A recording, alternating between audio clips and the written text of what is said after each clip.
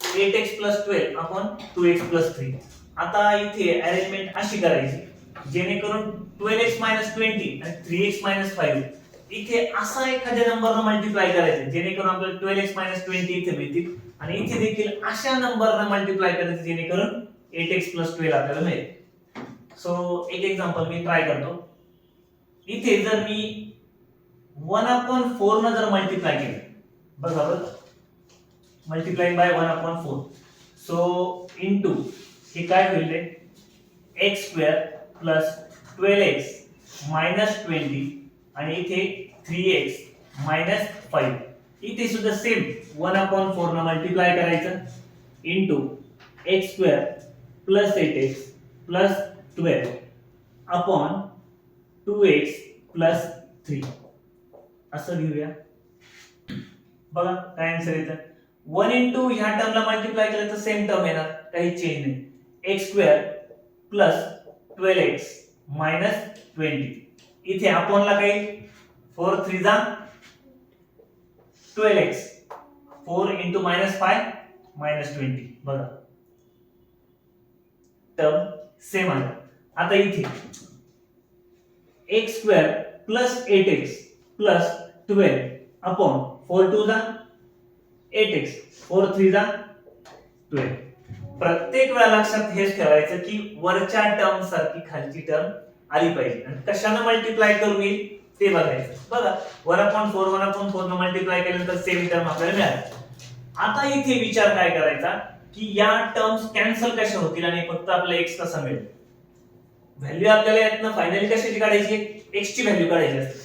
So इथे plus आहे त्यावेळेस लक्षात ठेवायचं. आता इथे प्रॉपर्टी जर आपण समजलं समजा हा x स्क्वेअर आणि खाली काय आहे 12x मायनस 20 आहे इथे कोणती प्रॉपर्टी वापरली आहे कंपोनेंट आहे बघा ना x मध्ये एकदा हा काय केलाय प्लस केला आहे आणि पुन्हा डिनोमिनेटर तसंच लिहिलाय म्हणजे प्रॉपर्टी इथे कोणती आहे कंपोनेंट आहे त्याच्या विरुद्ध आपण प्रॉपर्टी वापरायची कोणती डिव्हायडेड वापरायची जेणेकरून होईल काय आता हा x square plus 12x minus 20 हा काय आहे न्यूमरेटर आहे त्याच्यामध्ये काय करायचं आता बाय डिव्हिडेंडो म्हणजे काय हा मायनस होईल मायनस 12x आणि प्लस 20 होती आणि खाली पुन्हा 12x मायनस 20 आहे तसेच तीच प्रॉपर्टी यूज केली कोणती इथे कंपोनेंट होती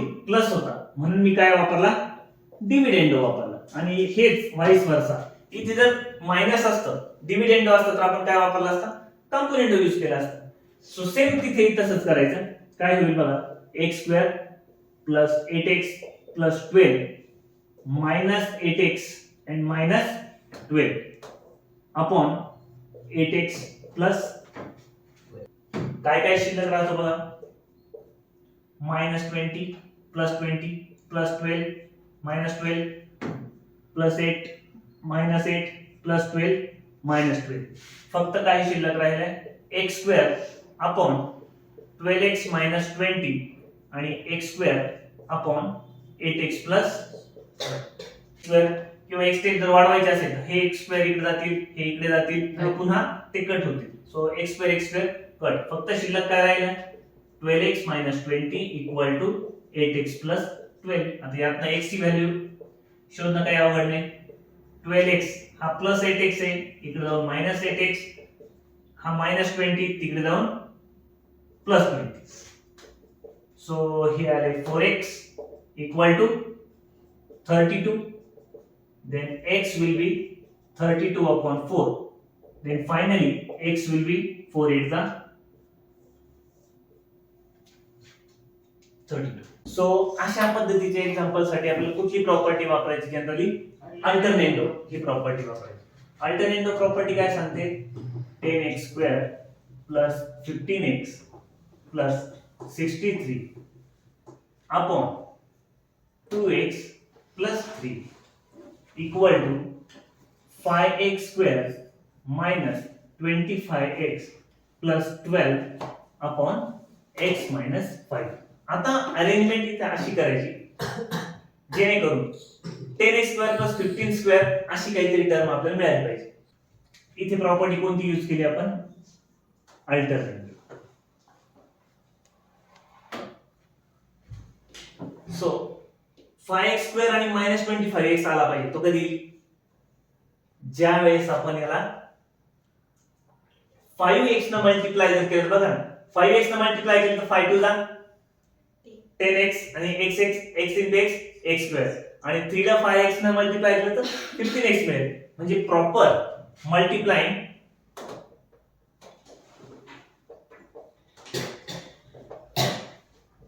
both side by 1/5x.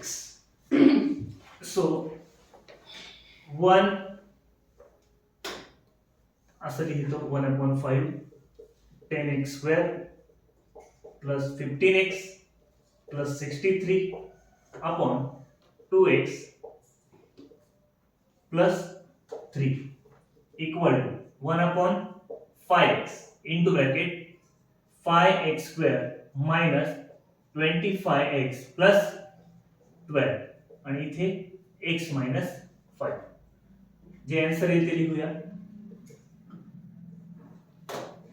ही जी वरची टर्म आहे as it is 10x square plus 15x plus 63 upon 5x into 2x 10x square 5x into 3 15x then 5x square minus 25x plus 12 as it is upon 5x into x 5x square 5x into minus 5 that means minus 25x. so then आता इथे plus आहे म्हणजे ही component आहे. इथे आपल्याला काय करायचं? Divide करायचं जेणेकरून काही टर्म्स कट होतील. So by division. तर ही प्रॉपर्टी काय सांगते की डिनोमिनेटर काय करा? मायनस करा आणि पुन्हा डिनोमिनेटर लिहायचं. 10x square plus 15x plus 63 minus ह्या टर्म्स मायनस होतील बघा. 10x square minus 15x upon 10x square plus 15x. So equal to इथे तसंच करायचं 5x square minus 25x plus 12 minus 5x square आणि plus 25x upon again 5x square minus 25x. ज्या terms cut होतात त्या cut करूया. plus 15x minus 15x minus 10x plus 10x 5x square minus 5x square minus 25x plus 25. काय शिल्लक राहत रे? 63 upon 10x square plus 15x equal to इथे काय शिल्लक राहतं? फक्त 12 upon 5x square minus 25x. Cross करूया. 63 into bracket 5x square minus 25x आणि 12 into bracket 10x square plus 15x. सिंप्लिफाय कसं करणार?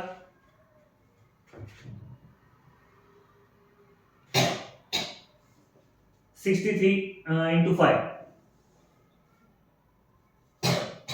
x square 63 into 25 3 जा 75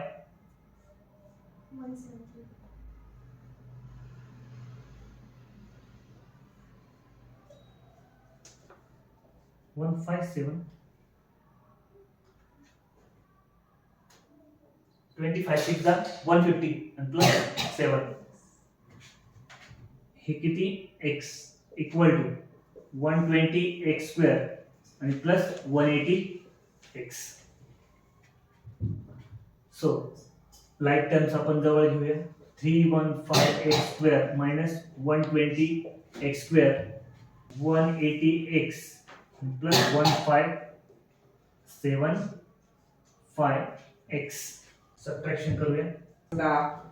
315 x square minus 120 x square means 195 x square आणि ह्यांची सम येते 175. So x square will be 5x square equal to 1755x. So then x square upon x is equal to 1755 upon 195. हे इकडे multiply आहे divide होतील, इकडे multiply आहे divide होतील. x x कट एक एक शिल्लक राहतो. 195 वन 195 195 9 जा 175. So x will be 9. बघा 2x plus 1 square plus 2x minus 1 square upon 2x plus 1 square minus 2x minus 1 square आणि equal to 17 upon 8. प्लस आणि मायनस म्हणजे कोणती प्रॉपर्टी यूज केली? मी मागे एक एक्झाम्पल मध्ये सांगितलं. असं दिसलं तर तीच प्रॉपर्टी यूज करायची. कोणती? Component of divided. So by using which property? Component divided. तो आता इथे ही पूर्ण टर्म a समजायची आणि ही पूर्ण टर्म b समजायची. त्यानुसार बघा 2x plus 1 square plus 2x minus 1 चा स्क्वेअर ही पूर्ण टर्म लिहून घ्यायची प्लस 2x minus 1 चा स्क्वेअर. कारण ह्यातून आपल्याला ह्या टर्म मध्ये काय करायची? डिनोमिनेटर एकदा प्लस करायचं आणि एकदा मायनस करायचं. आता हा एकदा प्लस करून घेऊ म्हणजे काही चेंज होणार नाही वरती. 2x plus 1 चा स्क्वेअर मायनस 2x minus 1 चा स्क्वेअर. इथे मात्र साइन चेंज होतं. कशी होतील बघा इथे पहिला आहे तो मायनस 2x plus 1 ब्रॅकेटचा स्क्वेअर आणि हा मायनसचा काय होणार आहे? प्लस 2x minus 1 ब्रॅकेटचा स्क्वेअर. बघा बरं त्या पद्धतीने आलाय का? सो इथे पुढे सुद्धा 17 plus 8 17 minus 8. कोणते कोणते टर्म कट होतात बघा? 2x minus 1 2x minus 1. आता इथे असं लिहिलं चालेल का? 2 into ब्रॅकेट 2x plus 1 ब्रॅकेटचा स्क्वेअर. ती टर्म डबल आली आहे म्हणून मी ती दोनदा लिहिली. इथे काय टर्म कुठली टर्म कट होईल? 2x plus 1 आणि 2x minus म्हणजे पुढे प्लस आहे आणि याच्या पुढे मायनस आहे. या दोन टर्म कट होतील. खाली काय राहील? 2x minus 1 ब्रॅकेटचा स्क्वेअर. इथे वरती 25 खाली नाही 2 2 कट. सो 2x plus 1 चा स्क्वेअर अपॉन 2x minus 1 चा स्क्वेअर इक्वल टू 25 अपॉन 9. इथे सोपी आयडिया काय करता येईल? स्क्वेअर रूट काढून घेऊया दोन्ही साइड मधून टेकिंग स्क्वेअर रूट. सो काय आन्सर येईल इथे? 2x plus 1 अपॉन 2x minus 1 equal to 5 upon 3. Square root घेतले दोघांचे आणि आता क्रॉस करायचं. 3 into bracket 2x plus 1 5 into bracket 2x minus 1. 3 2 जा 6x plus 3 10x minus 5. So 6x ला आपण तिकडे पाठवूया आणि हा minus 5 इकडे येऊन plus 5 होईल 10x minus 6x. So 8 3 plus 5 8 10x minus 6x 4x. So x will be 8 upon 4. So x will be पुन्हा मागच्याच एक्झाम्पल सारखं आहे बघा. एकदा प्लस आणि एकदा मायनस. कोणती प्रॉपर्टी यूज करणार? Component of divide. सो आता ह्या पूर्ण टर्मला a समजायचं, ह्या पूर्ण टर्मला b समजायचं by component of divide. So बघा आता ही टर्म डबल आपण लिहून घेऊया.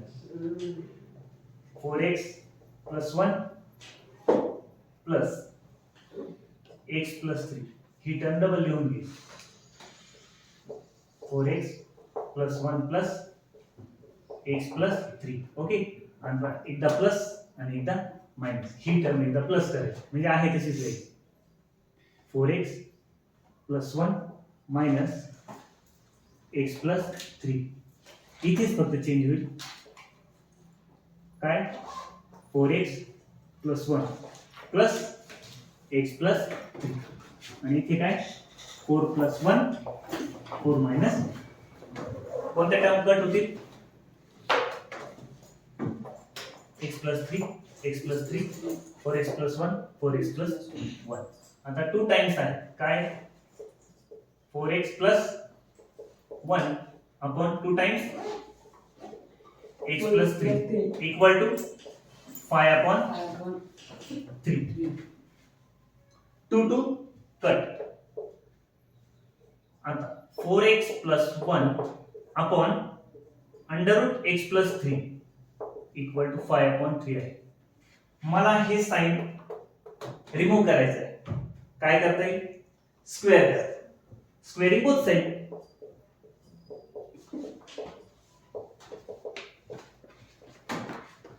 सो स्क्वेअर केल्यानंतर मिळेल फक्त 4x प्लस 1 आणि खाली x प्लस 3. इथे मात्र मिळेल 25 अपॉन दोन्ही साइड स्क्वेअर करायचा.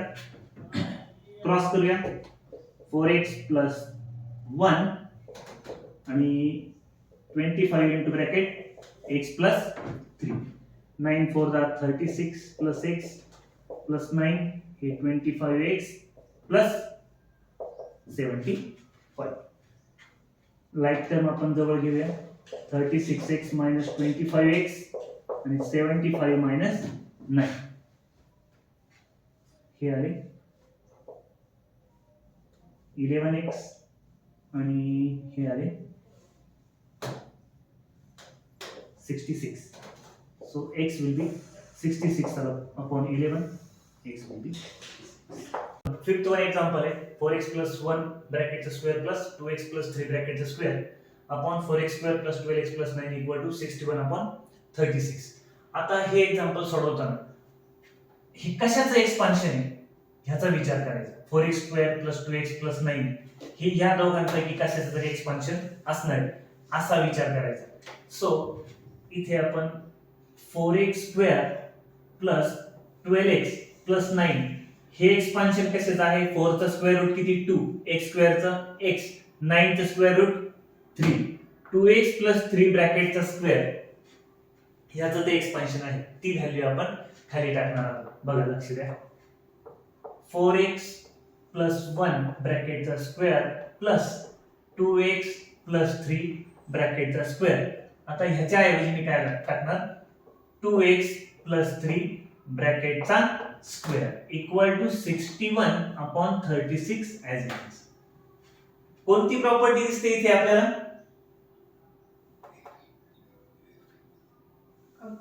यस प्लस आहे म्हणजे कोणती प्रॉपर्टी आहे कॉम्पोनेंट. ही कसं ओळखलं तुम्ही की डिनोमिनेटर काय केलेलं आहे मिळवलेला आहे किंवा ऍड केलेला आहे. त्यावरून आपलं काय कळतं की इथे कॉम्पोनेंट प्रॉपर्टी वापरले. मग सोडवण्यासाठी आपण काय घेणार डिव्हिडेंड घेणार. का घेत असतो ते काही टर्म्स आपल्याला कट करता येतील. आता डिव्हिडेंड घेऊ बाय युजिंग डिव्हिडेंड. ही टर्म काय समजायची ए समजायची. फक्त हा त्यात मायनस करायचा. इथे ही टर्म ए हा बी त्यातनं मायनस करायचा. सो मी आता वरती एकदा 4x plus 1 ब्रॅकेटचा स्क्वेअर प्लस 2x plus 3 ब्रॅकेटचा स्क्वेअर लिहितो आणि मायनस आपल्याला काय करायचंय 2x plus 3 ब्रॅकेटचा स्क्वेअर अपॉन खाली फक्त काय होईल रे 2x plus 3 ब्रॅकेटचा स्क्वेअर इक्वल टू काय करणार 61 मायनस 36 अपॉन 36. मायनस का केलं डिव्हिडेंड आपण यूज करतोय. कुठली टर्म कट होईल रे सांगा बरं 2x plus 3 प्लस आणि मायनस होईल. सो 4x plus 1 ब्रॅकेटचा square upon 2x plus 1 bracket 2x plus 3 ब्रॅकेटचा स्क्वेअर इक्वल टू ह्याची सबट्रॅक्शन करा 1 minus 6 that means 5 5 minus 3 that means 25 upon 36. काय इथे स्मार्ट वर्क करता येईल आपल्याला टेकिंग स्क्वेअर रूट दोघांचे काय करायचे, स्क्वेअर रूट घ्यायचे.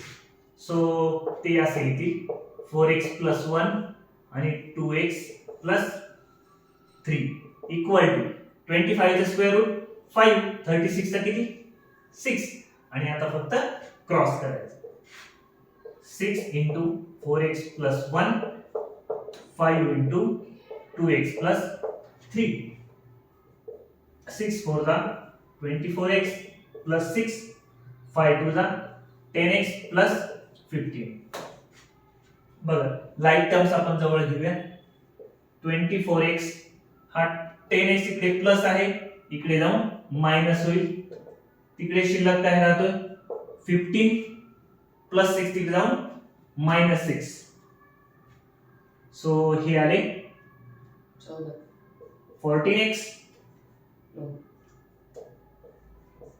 14 ते मल्टिप्लाय आहे, इकडे जाऊन डिवाइड होणार.